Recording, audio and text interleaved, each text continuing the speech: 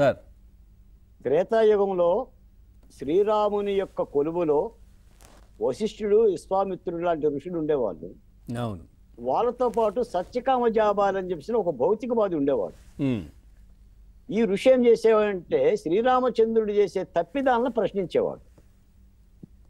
ఆంజనేయుడికి ఈ సత్యకామ జాబాలకి పెద్ద గొడవ జరిగేది. ఆంజనేయుడు ఎప్పుడు కూడా పొగుడుతూ ఉండేవాడు శ్రీరామచంద్రుడిని. సత్యకామ జాబాలి, నువ్వు శంభుకుని వధించావు, నువ్వు సీతమ్మూరిని ఇబ్బంది పెట్టావని ప్రశ్నలు లేవనెత్తేవాడు. అలాగనే ప్రజారాజధాని అమరావతిలో Balakotaiah Satyakama Jabali. We are the watchdog, నేను కావలి కుక్కని. అది నా రాష్ట్ర రాజధాని, రాజకీయాలకు సంబంధం లేని రాజధాని. నిన్న కూడా మీరు గమనించారో లేదో, ఆహ్వాన పత్రికలో మొట్టమొదట డిప్యూటీ ముఖ్యమంత్రి పవన్ కళ్యాణ్ పేరు లేదు. జనసేన నాయకులు గొడవ చేస్తే పేరు వచ్చింది. రాజధాని రైతులు కూడా ఆహ్వానం లేదు.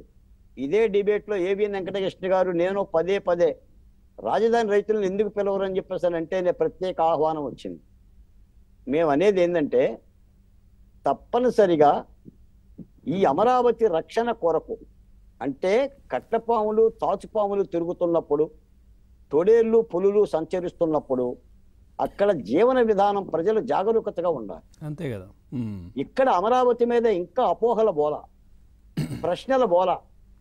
సుప్రీంకోర్టులో ఉన్న పిటిషన్ వెనక్కి తీసుకోవాలా, అమరావతి రైతుల మీద పెట్టిన ఏ ఒక్క కేసు రద్దు చేయాలా, వాళ్ళకి ఇచ్చిన ప్లాట్లను అభివృద్ధి చేయాలా.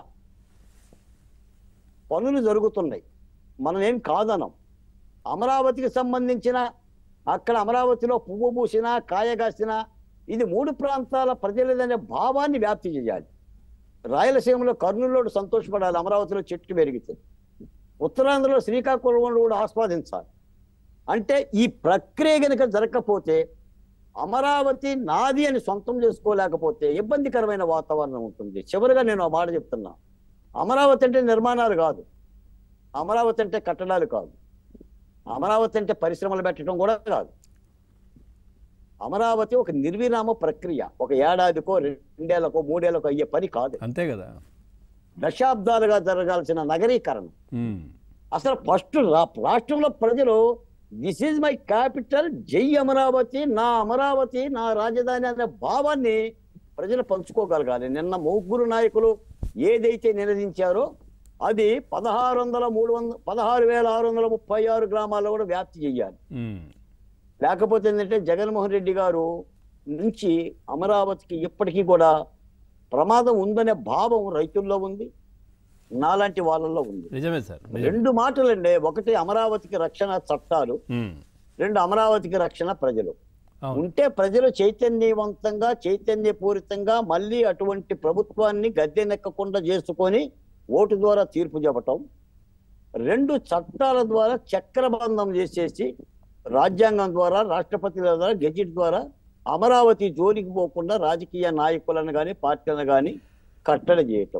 ఈ 2 జరగాల్సిన అవసరం అయితే ఉందండి. గత 5 ఏళ్ల గుణపాఠం ప్రభుత్వం ఈ దిశగా నేర్చుకోవాల్సిన అవసరం ఉందండి.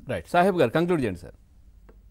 సీనియర్ జర్నలిస్టు మన కోటేశ్వర గారు విశ్వాసం నమ్మకం అనే మాటలు మాట్లాడారు. ఖచ్చితంగా ఏంటంటే నిన్న సభ మీద ఆంధ్రప్రదేశ్కు సంబంధించి మోదీజీ మాట్లాడేటప్పుడు ఆంధ్రప్రదేశ్ ప్రగతికి వికసిత్ భారత్కు బలమైన పునాదులు ఉన్నాయి, అదేవిధంగా ఇంద్రలోకం రాజధాని అమరావతి, ఏపీ రాజధాని కూడా అమరావతి, స్వర్ణాంధ్రప్రదేశ్ నిర్మాణానికి ఇదే శుభ సంకేతం, ఏపీ యువత కలలకు సాకారమయ్యే దిశగా